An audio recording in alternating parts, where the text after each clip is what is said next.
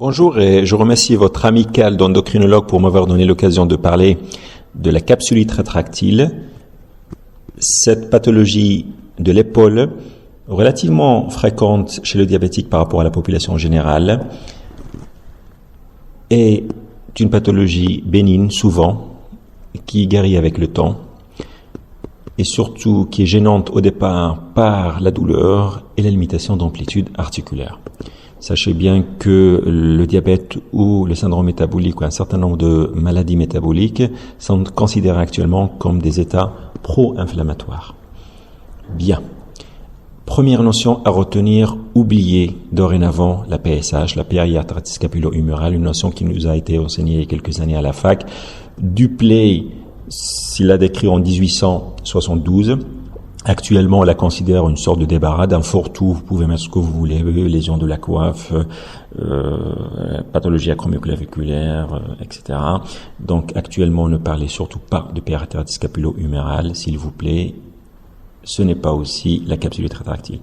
Ce n'est pas aussi l'algodystrophie. C'est une terminologie française qui correspond actuellement au complexe douloureux régional chronique, une sorte de douleur de type inflammatoire, avec bien sûr un CRP normal, qui touche une articulation, qui peut être l'épaule entre autres, mais le poignet, la cheville plus fréquemment, et qui, avec le temps, se manifeste par une déminéralisation osseuse, ce qui n'est pas le cas de la capsulite rétractile. 2 à 5% de la population générale, c'est la prévalence.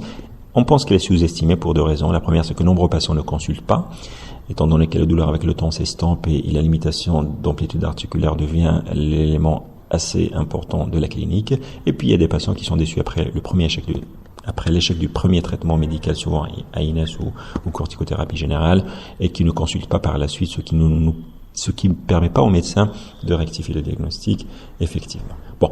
La capsulite rétractile est divisée en deux catégories. Primaire, ça veut dire qu'il n'y a aucun facteur favorisant.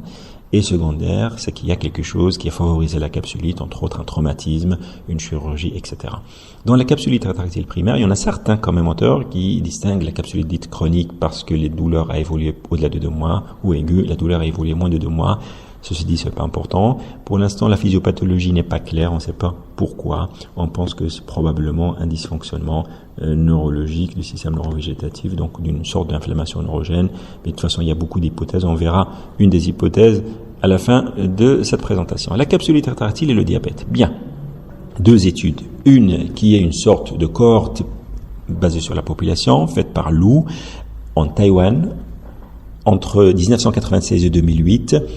On a recensé 5109 cas de diabète, nouveaux cas, par rapport à 20 473 contrôles. On a démontré que finalement, diabète augmente le risque de 3 fois de capsulite rétractile, particulièrement s'il est associé à une dyslipidémie et surtout une hypertriglycéridémie.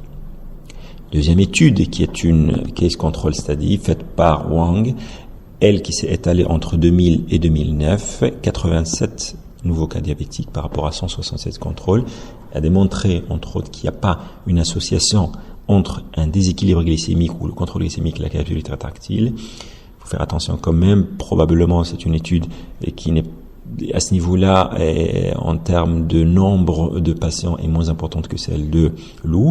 Mais on a remarqué dans la pratique dans la pratique clinique, que finalement, il y a quand même les patients un peu déséquilibrés présentent plus de capsulite rétractile. C'est une impression personnelle. Mais de toute façon, ça, c'est les résultats d'une étude. Le diabète insulinodépendant est 2 fois, augmenterait le risque presque 2 fois par rapport à un non insulinodépendant avec ou sans traitement hypoglycémique oraux. La capsulite rétractile, en fait, s'associe beaucoup avec des manifestations évoluées du diabète, donc les neuropathies, entre autres.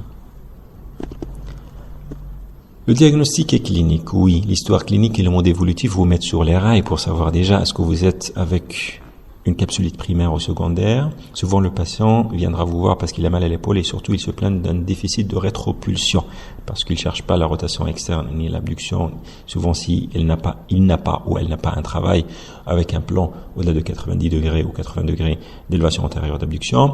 Les terrains et le facteur favorisant, on a parlé du diabète, mais il y a aussi l'hypothyroïdie, les médicaments chef de file, le phénobarbital ou le cardinal. le poids bas, le BMI, les antécédents de chute, de luxation, de chirurgie locale ou de voisinage. J'avais une patiente dernièrement chez qui on a enlevé un névus en interscapulaire et qui a développé une capsulite par la suite. Pathologie de la coiffe, calcification de la coiffe entre autres, tendinopathie supraépineuse, sous-épineuse, etc. La maladie de Dupuytren qui en fait entre dans la même catégorie de la capsulite, c'est-à-dire des maladies de tissu fibreux. La maladie de Dupuytren, c'est une rétraction fibreuse du 4e, 5e doigt, vous le savez bien. Les femmes de 40 ans à 60 ans sont plus prédisposées. Le terrain familial, oui, une étude l'a démontré. Le psychologique, oui. Probablement, on a l'impression tous que les gens qui ont une capsule rétractile ont quand même un profil plus ou moins anxieux. Examen, l'inspection, je l'ai mis en majuscule et on verra tout à l'heure pourquoi. La douleur plus limitation multidirectionnelle des amplitudes à la fois passive, et je souligne passive parce que c'est en fait très important à retenir, et active. Rotation externe en priorité, rétropulsion, élévation antérieure et abduction. Testing musculaire est très important, on verra en bas pourquoi. Ce qu'on doit éliminer par les nerfs supraépineux, oui, c'est pour ça qu'il y a l'intérêt à faire un testing musculaire. Il y a des patients qui viendront vous voir de loin lorsqu'ils sont dans leur chaise et que vous êtes derrière le bureau, ils vont vous montrer qu'ils sont incapables de lever leurs bras dans toutes les directions. Certes, mais il n'y a pas de douleur et quand vous allez l'examiner, vous allez voir que les amplitudes passives sont normales. C'était le cas d'une patiente que j'ai vue il n'y a même pas une dizaine de jours. L'AVC, oui, on peut avoir des AVC qui se révèlent par un syndrome épaule-main et on verra tout à l'heure, c'est le cas d'un patient que j'ai vu aussi. Parsonnage turnaire, une sorte d'amyotrophie névralgique de l'épaule, donc c'est une douleur loco-régionale de l'épaule associée à une amyotrophie par lésion neurologique. C'est quand même un diagnostic rare aussi, la zone à sans éruption, c'est arrivé. Et bien finalement, vous avez aussi d'autres diagnostics différentiels, on en parlera en détail, l'arthrite en priorité, puis les luxations postérieures, et aussi l'omarthrose évolue.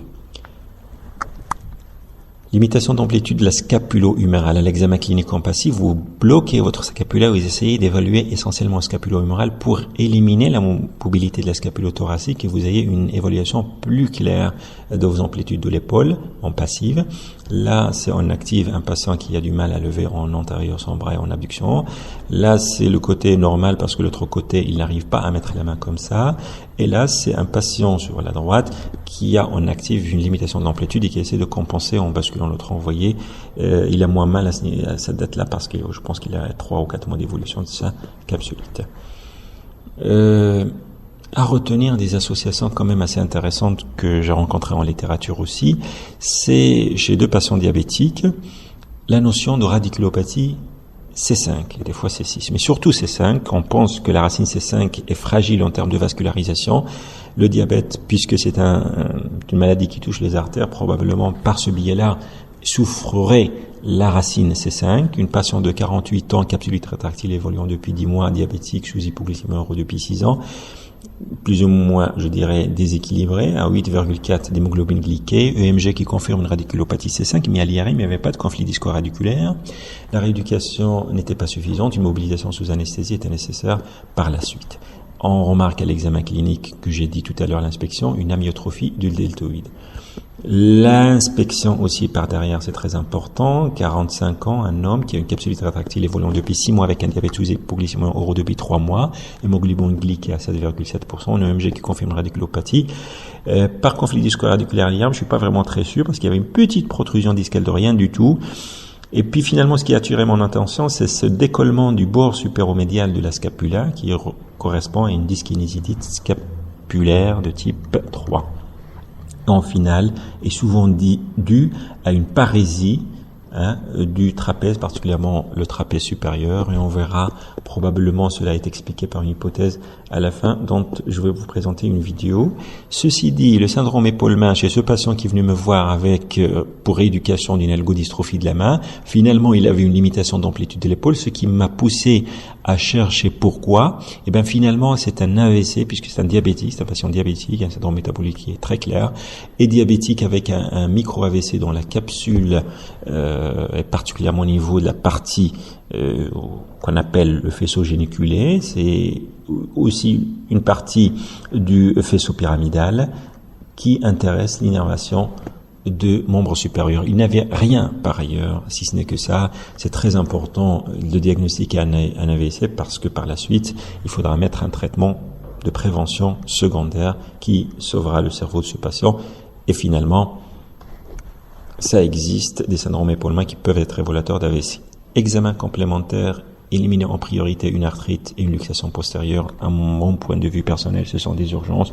Le reste, le arthrose évoluée, tout ça, bon, c'est pas grave si vous passez à côté. De toutes les manières, souvent c'est très facile de diagnostiquer une capsulite par la suite, et surtout avec l'évolution. Les examens complémentaires en temps biologie, NFS, RPC, pour voir si, ou pour éliminer une infection, si, normalement, dans la capsulite rétractile, ces examens sont normaux. On pense à une inflammation neurogène, on ne sait pas, mais finalement, si la CRP ou la NFS montre une polyglobulie, il montre une élévation des globules blancs et la CRP est élevée, pensez à autre chose, sauf s'il a une inflammation par ailleurs. La radiographie simple n'est pas indispensable, sauf, je dis bien en cas d'antécédents de traumatisme ou d'épilepsie. L'épilepsie peut engendrer un traumatisme de l'épaule, particulièrement une luxation, subluxation ou luxation postérieure, et le patient par la suite développera une capsulite rétractile. Donc, ça permet aussi d'éliminer une fracture qui peut passer inaperçue ou un arrachement tendineux. L'échographie, moi personnellement, je la fais pour un bilan de la coiffe loco-régionale. Elle cherche une bursopathie ou d'autres pathologies qui peuvent simuler une capsulite.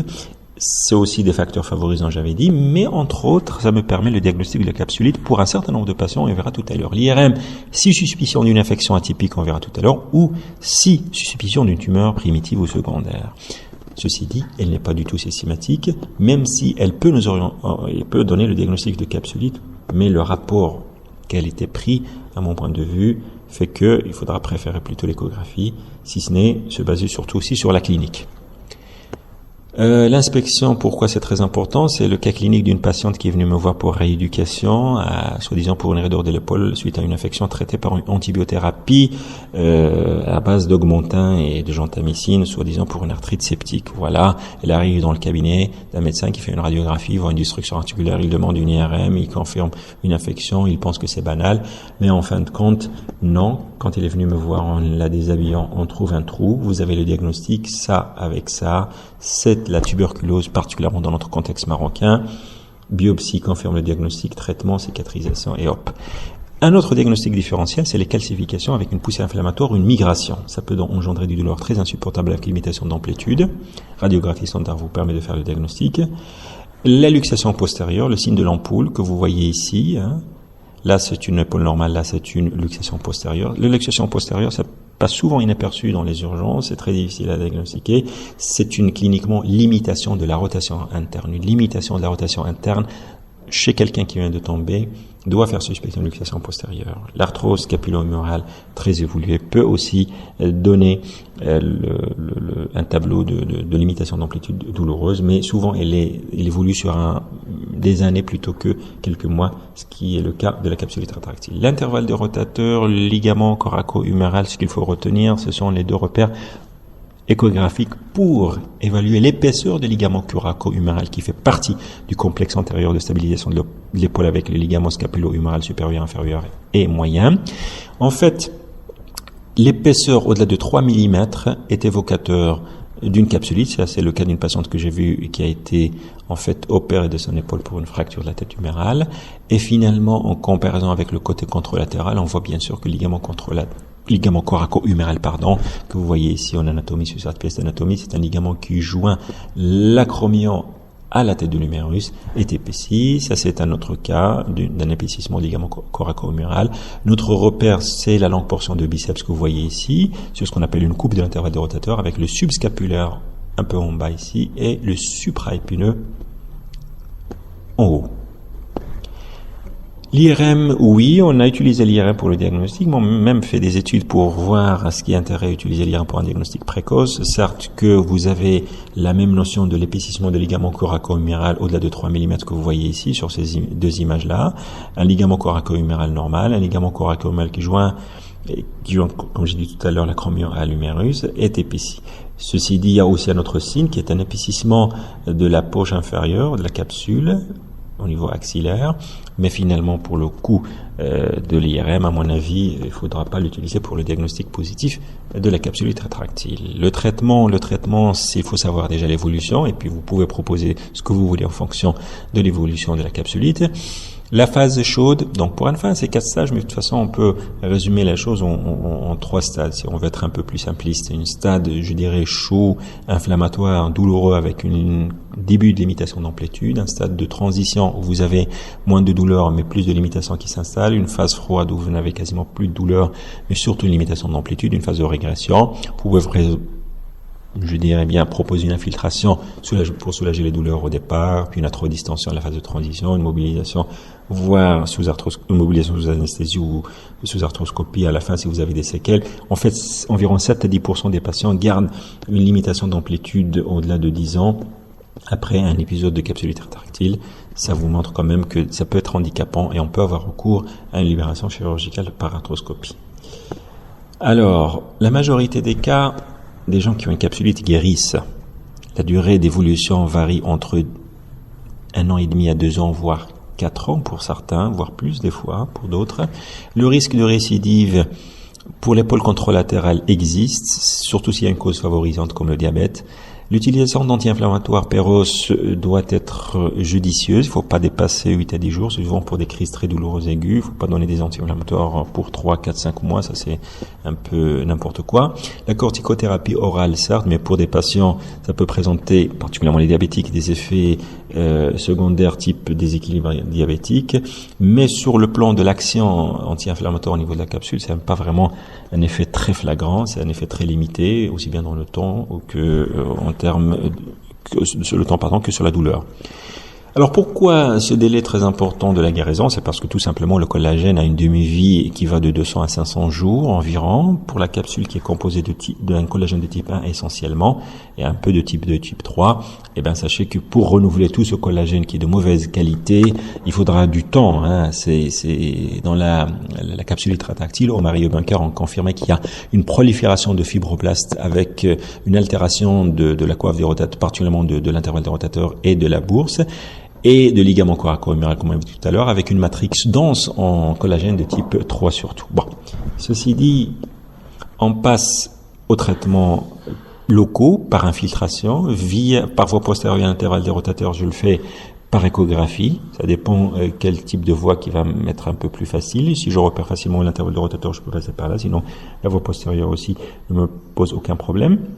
L'arthrodistension, on en a parlé tout à l'heure, elle se fait essentiellement en phase de transition. Sachez que il y a une étude qui a montré qu'il faudra faire au moins 2 sessions, si ce n'est que 2 sessions, parce que la troisième ça sert à rien. L'arthrodistension donne un résultat assez intéressant juste après, c'est-à-dire un gain d'amplitude avec une diminution de douleur, mais à 6 semaines, beaucoup d'études ont montré qu'en fait les patients se rejoignent en termes de bénéfices. Donc c'est un bénéfice effectivement qu'on peut avoir de l'arthrodistension, dont je vous expliquerai peut-être maintenant comment ça se fait. Donc on injecte de la xylocaïne pour anesthésier l'articulation, puis on injecte un gros volume de sérum physiologique, je dis c'est jusqu'à 20 cc, en essayant un peu de pousser, puis faire sortir le liquide qui va sortir sous pression par lui-même, ce qu'on appelle le signe de Gisard, puis après une deuxième, une troisième fois, puis finalement immédiatement le patient est basculé vers la kinésithérapie pour essayer de mobiliser tant que le patient ne sent rien du tout avec l'anesthésie. Donc on peut faire ça effectivement à 2-3 reprises. Là, sur la gauche, vous avez une infiltration de la bourse acromiaux-deltoïdienne. Attention, c'est pas une infiltration de l'articulation scapulo-humérale. On peut faire une infiltration de l'articulation scapulo-humérale aussi sous guidage radiologique. Alors je préfère moi pour les produits l'hexatrione, qui est une action très importante qui dure dans le temps. Et si on n'a pas d'hexatrione, comme c'est le cas au Maroc, on peut utiliser le Kenacort, l'acétonide de triamcinolone. En fait, j'injecte un peu de xylo avant et j'injecte mon corticoïde parce que ça me permet à la fin d'avoir un test diagnostique, puisque si je suspecte une capsulite, avec l'injection intra-articulaire de la xylocaïne, le patient ne sent quasiment rien. Mais bien sûr, l'effet d'anesthésie part et puis le patient va sentir la douleur, c'est l'action du corticoïde qui va rentrer en jeu. La rééducation, oui. Alors, il ne faut pas rééduquer des patients des mois et des mois. Non, moi personnellement, je fais une rééducation quand le patient est soulagé de ses douleurs sur quelques séances, vraiment pour aussi apprendre au patient un programme d'auto-rééducation. Et puis par la suite, je le revois dans 3, 4, 6 mois, ça dépend. Et puis finalement, hop, un vaccin de rappel en termes de rééducation pour les patients qui sont un peu paresseux. Et puis finalement, on les suit pour ceux qui veulent être suivis. Donc là, vous avez une étude qui montre que des exercices simples d'étirement et de relaxation des éléments capsulaires avec des postures qu'on voit ici sont largement suffisants. Il ne faut pas trop forcer.